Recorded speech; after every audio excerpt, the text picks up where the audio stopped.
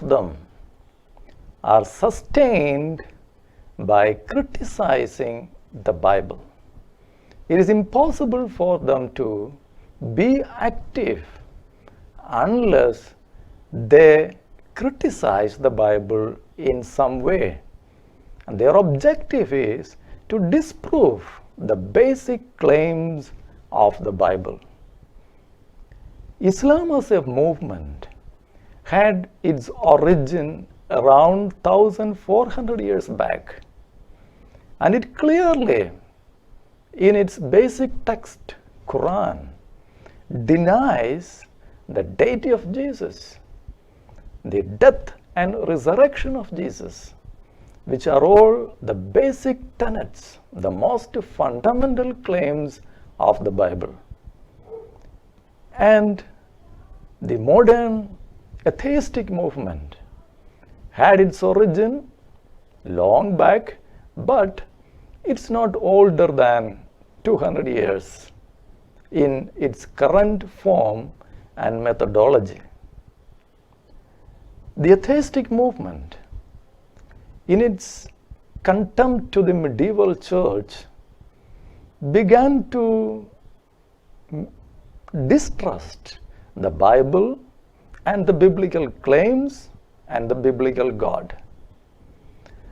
The fact is that both Islam and atheism, they compete each other in denying the Bible and the biblical God. Somehow they oppose and deny the deity, death, and resurrection of Jesus. Atheism is basically anti-supernaturalistic, and Islam is supernaturalistic. But both of them find their unity in denying the biblical faith. So both are counter the biblical movements. They are anti-Bible, even though Quran in itself approves the Bible. The Muslims today have to deny the biblical claims because of their inherent contradictions in their doctrines.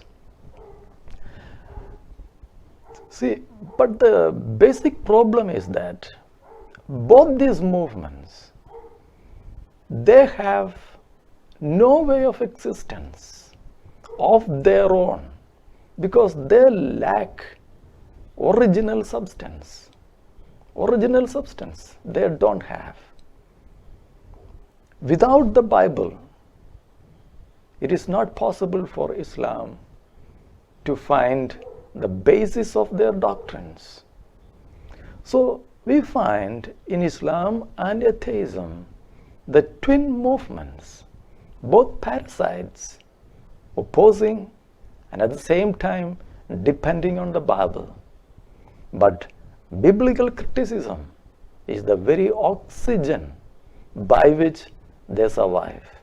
If you listen to the scholars of both sides, you will definitely come across at the very outset their earnest criticism of the Bible, the biblical God, Jehovah, Jesus Christ, the sin issue, and the solution of the Bible for the sin problem, the sacrificial death of Jesus Christ, his resurrection. All these things are outrightly denied by both these movements.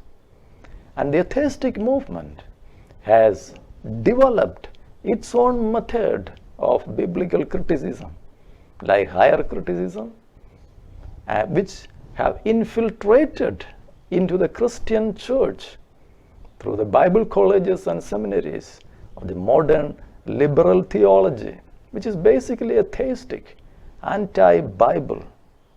And they have aborted the real Christian faith and the womb of the Bible colleges. This was the basic tragedy the church had to face recently. That is why the Christian priests and the pastors who are educated in the theological institutions are unable to counter the attacks posed by atheists and the Islamic apologists. They are unable to counter because they are not trained in the true biblical faith. So, the atheistic attack on the Bible and the Christian doctrines prepare the ground for the growth of Islam. So both these movements are complementary in attacking and defeating the Christian faith.